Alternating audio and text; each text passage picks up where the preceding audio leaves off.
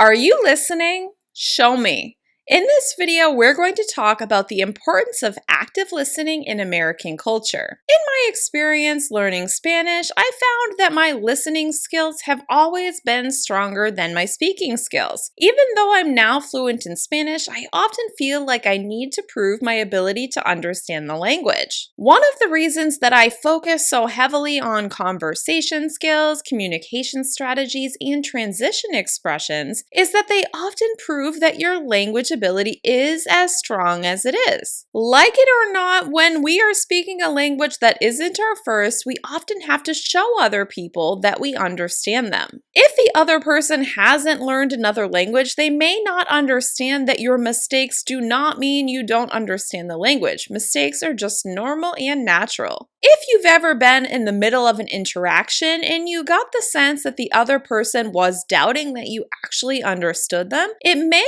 actually be that you didn't show them that you were listening. In American culture, we expect people to participate actively in the conversation. Many non-native speakers assume that this means that they need to constantly be talking. And especially if you're a little introverted or shy, it may feel a little intense to always be the one participating in the conversation. But I have good news for you. If you've ever felt tongue-tied or stuck in the conversation, you're not really sure what you should be saying or what you should be contributing, not all of these active listening techniques that I'm going to talk about actually require you to speak in words. You don't have to speak in a full sentence in order to show the person that you're listening. In fact, you don't even have to say anything. While there are a lot of techniques that you can use in order to show active listening, I'm going to give you just a few examples to keep it simple. So let's talk about 5 active listening techniques that you can use in order to show that you're engaged in the conversation, that you understand what the other person is saying, and that you want to hear more. The first active listening technique that we're going to look at is making eye contact. Believe it or not, making eye contact can be quite challenging for many non-native speakers. Depending on your cultural background, making eye contact can be seen as a little aggressive or even a little bit rude. In some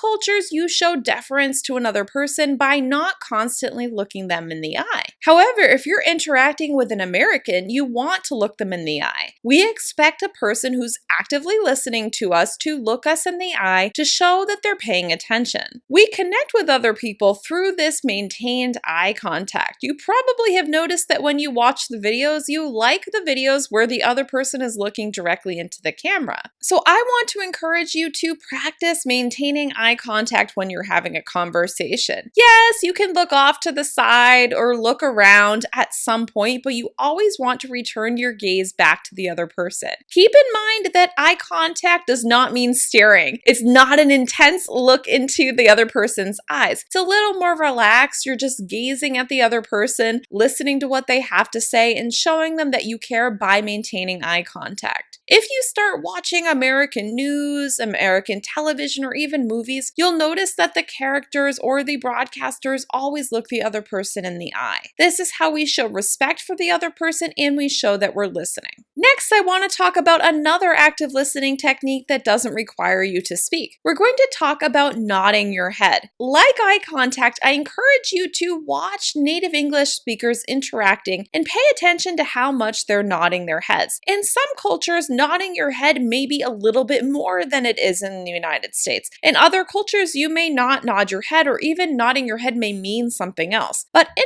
English, nodding your head usually signals yes, but it also signals that you're listening. If you notice when someone's being interviewed, whether that's an interview on YouTube or the news program, the other person is probably nodding their head in order to show interest in what the other person has said and also sometimes to agree. If you want to encourage the other person to keep talking and show them that you're listening, you want to nod your head occasionally. I want to remind you that nodding your head constantly probably will signal that you don't understand. Think about it. If you're constantly going, The other person may wonder if you're really listening to what they have to say. But just nodding occasionally, a slight nod of the head, that's going to encourage the other person to keep sharing. So I want to encourage you to practice nodding your head. Pay attention to native English speakers and pay attention to how much they're nodding their heads so that you get a sense of what's natural. Another way you can show active listening without actually speaking is to use facial expressions. You may have noticed that Americans tend to be quite expressive, both with our tones but also with our faces. So I really want to encourage you to think about how you're moving your face when you're interacting with an American. Keep in mind that if you're not used to showing a lot of expressiveness with your face, it may take some practice. Your face will naturally rest in a default position. You may need to practice varying your facial expressions for effect. The idea is that your facial expressions should reflect your reaction to the other person's statement, what the other person is sharing. If you're happy, your facial expressions should show happy. If it's shocking or upsetting, you may want to show that it's shocking or upsetting. If it's disappointing, you may want to show that it's disappointing, not just with your face, but also with your body language. By using your facial expressions during the conversation, you're showing the other person that you're engaged, and you don't even have to speak, but it does show them that you understand. Like I said, Americans expect to see these kind of reactions. If you're not reacting, it's going to be harder for the other person to connect with you, and they may doubt that you understand them. To practice this, I encourage you to study the reactions that you see when watching two people having a conversation, or even when you're telling a story to a friend. Pay attention to how they react and try to model these same reactions. It can take practice, but it is totally worth it. It's one of the easiest ways to show the other person that you care what they have to say. Now that we've looked at 3 ways you can show active listening without actually speaking, let's look at 2 verbal ways to participate in the conversation. Let's talk about rejoinders. Rejoinders are those short sounds that you make in order to show the other person that you're engaged in the conversation, that you're following what they have to say, and that you're interested in hearing more. There are a lot of rejoinders, and it does take some practice to use rejoinders correctly. Your tone really matters when using rejoinders. I encourage you to pay attention to how native speakers use rejoinders and start creating a list of your own and writing down the tone. Rejoinders are a really interesting way to participate in the conversation without focusing too much attention on the words that you need to say. Here are some common rejoinders.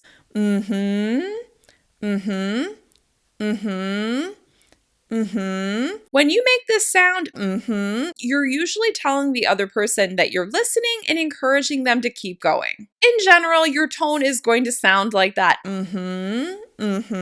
That's encouraging the other person to keep talking. A similar sound that you can make in order to engage in conversation is to say, That's basically saying yes and showing the other person that you're listening. We often use to show the person that we're listening, especially if they've been talking for quite a while. You may also show interest in the other person's story by saying oh, or oh, or oh. Oh, there's all kinds of different tones you can use with oh. Some other rejoinders that you may want to practice include wow, really?